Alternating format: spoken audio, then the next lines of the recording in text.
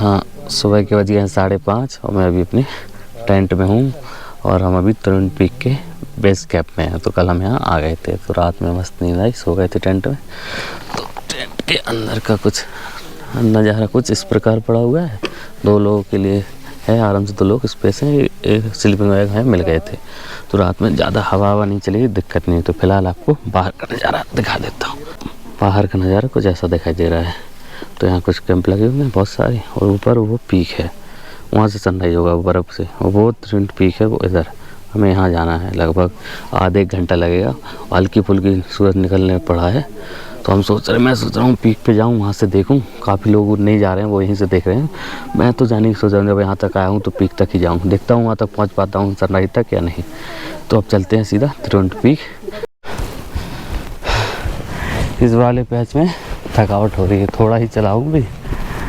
और ये मंदिर आ गया है, तो इस मंदिर को पार करते हुए हमें उधर पहुंचना है और उधर से सनराइज होगा।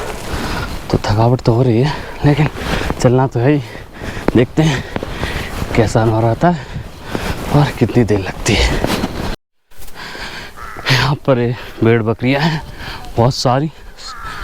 यहाँ से वहाँ पे एक लोकल लोग वो कर रहे हैं, दो हमारे यहाँ कहते हैं दूध निकालने को दौनी करना। तो वही बकरी से दूध निकाल रहे हैं।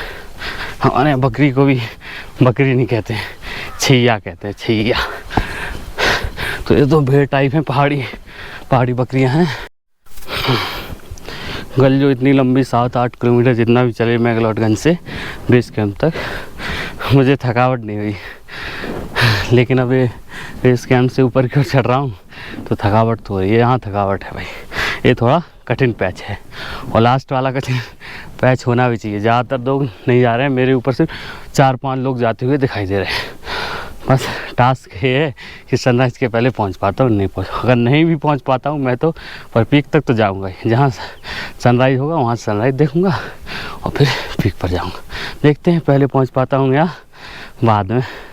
तो अभी ऐसा कुछ रास्ता ऐसा है, थोड़ा कठिन सा है, पहाड़ पार करके वो ऊपर तक वहाँ पहुँच रहा है।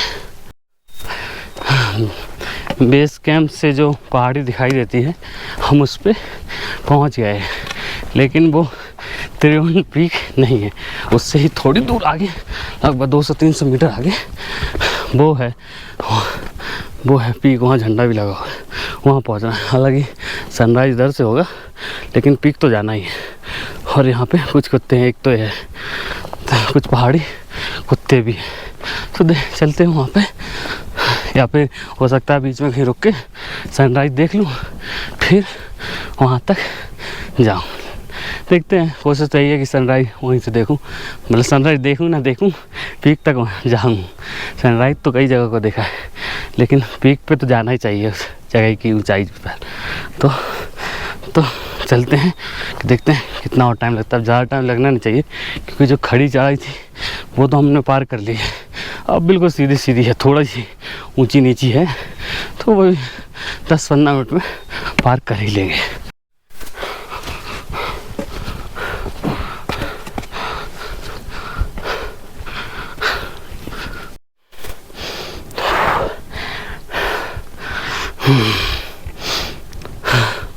तो फाइनली हम पहुंच गए हैं त्रिवेंद्र पीक पे। और यहाँ का कुछ ऐसा हो गया, एक झंडा यहाँ लगा हुआ है और ये वहाँ पे भी मंदिर सा बना हुआ है। इसके आगे कुछ गेस्ट हाउस भी है, उसके आगे भी लोग जा सकते हैं। अगर हो सकता है जो रह रहे हैं वही जा सकते हो। और ये कुछ बर्फीली चोटियाँ, यहाँ से सनराइज होने वाला है, अभी हुआ नहीं है।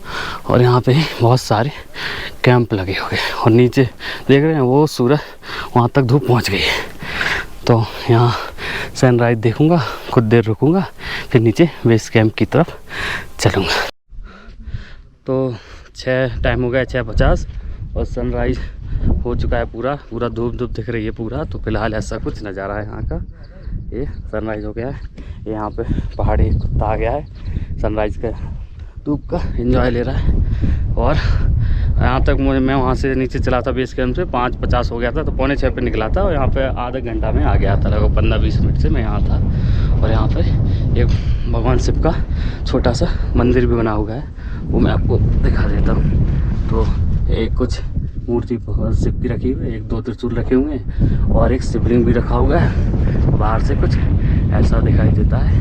यहाँ पर कुछ कैंप लगे हुए हैं, ये बेस कैंप नहीं है, बेस कैंप नीचे वाला है। यहाँ पे भी लोग रुके हुए हैं। यहाँ पे गेस्ट हाउस टाइप का कुछ बना हुआ है।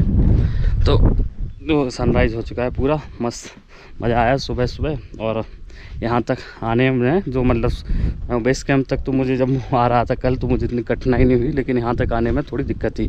उबड़ खाबड़ भी था, सीधी चढ़ाई भी थी और कहीं कहीं सीढ़ी बनी हुई थी, कहीं कहीं नहीं बनी हुई थी। उसके लिए आपको पत्थर पार करना पड़ता था, क्योंकि वो जल्दी भी जाना था कि सनराइज़ से पहले लेट ना हो जाऊँ। हालांकि लेट नहीं हुआ, काफ़ी टाइम यहाँ रुका मैं, आधा घंटा कम से कम मुझे यहाँ हो गया। तो बहुत जल्दी चढ़ाया मैंने, टाइम तो नहीं देखा कितना, लेकिन मेरे ख्याल से 20-25 से आधा घंटा में मैं आ गया हूँगा। ये मैक्लोडगंज 2100 मीटर पे और ये त्रिवेणी पीक है 2800 मीटर की ऊंचाई पर स्थित है। थोड़ी थोड़ी ठंडी हवा चल रही है, लेकिन इतनी नहीं है कि आपको जैकेट पहननी पड़े। सुबह सुबह मैं जब बाहर निकला तब पहननी पड़ रही थी, लेकिन ट्रैकिंग की तो वो गर्मी आ गई। और दूसरा है कि मैं आपको एक बात और बता दूं कि यहाँ पे जो बेस कैंप बना हुआ है लेडीज़ के लिए, तो क्या है कि मतलब पूरा पर्दा पैक करके बना देते हैं, लेकिन जेंट्स के लिए है कि बाहर ही टॉयलेट जाते हैं, बाहर ही फ्रेश होते हैं। तो मेरे ख्याल से थोड़ा होना चाहिए कि, या फिर ये भी है कि ऊंचाई जगह पे है तो इतना मतलब कौन बनाएगा, पर जब इतनी भीड़ रहती है तो खोजने में दिक्कत होती है कि कहाँ जाए। तो मेरे ख्याल से वो व्यवस्था होनी चाहिए कि जेंट्स, जब लेडीज़ के लिए बन रहा है तो जेंट्स के लिए भी बनाया जा सकता है। तो ये मुझे लगता है होना चाहिए, दोनों के लिए ये व्यवस्था होनी चाहिए। बॉयज़ मतलब लेडीज़ के लिए तो बना देते हैं, जेंट्स के लिए कहते हैं कि आप बाहर जाइए खुले में, जब पूरा पहाड़ पड़ा हुआ है कहीं भी जाइए। तो फिर लोग खोदते रहते हैं, सुबह को भी खोज रहे थे, शाम को भी खोज रहे थे, वो यही सब है। तो यहाँ काफ़ी टाइम हो गया, अब सीधे चलते हैं बेस कैंप। वहाँ बेस कैंप से सामान उठाऊंगा और फिर वहाँ नाश्ता करूँगा। जो कैंप की 800 रुपये मैंने जो कैंप बुक किया था उसमें ही मतलब उसी में इंक्लूड है, तो वो नाश्ता करूँगा। तो अब सीधे आपको मिलते हैं बेस कैंप पर। तो हम अपने जहाँ हम कैंप रुके थे वहाँ पहुँच गए हैं। बस ब्रेकफास्ट के लिए बोल दिया है, खाऊँगा नहीं, बस चाय पीऊँगा, पराठा पैक करा लूँगा और फिर निकल जाऊँगा।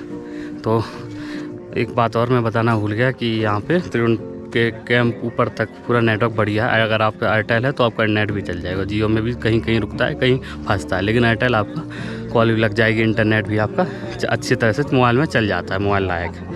तो हम लगभग कल चले थे, आज मतलब कल चले थे सुबह 11-12 बजे, और यहाँ अब हम सुबह के बज गए हैं 7, 7:30 हो गए हैं। तो अब यहाँ से हम निकल रहे हैं। तो अब इस त्रिवेणी की यात्रा को यहीं करते हैं ख़त्म। अब आपको मिलते हैं सीधे नीचे मैक्लोडगंज में एक नई यात्रा के साथ, नई जगह के साथ। तब तक के लिए धन्यवाद, शुक्रिया। हमारी हिमाचल की यात्रा में बने रहिए। अगर आपको हमारी वीडियोज़ पसंद आ रही हैं तो चैनल को लाइक करें, सब्सक्राइब करें और वीडियो को ज़्यादा से ज़्यादा शेयर करें। अगर आप फेसबुक पे देख रहे हैं तो पेज को लाइक करें। धन्यवाद, शुक्रिया।